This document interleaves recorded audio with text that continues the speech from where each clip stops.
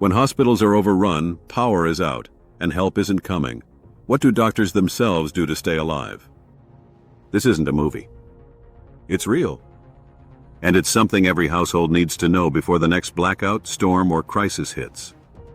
In this video, we pull back the curtain on what doctors actually rely on when there's no hospital, no pharmacy, and no backup plan.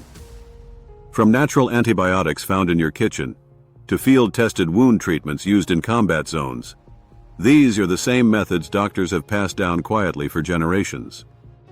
You'll discover the top 3 survival medicines every family should keep within arm's reach, the forgotten plant-based antibiotic used before penicillin, a doctor's personal infection-stopping formula that can save a life, and the shocking reason most people will fail to survive medical collapse.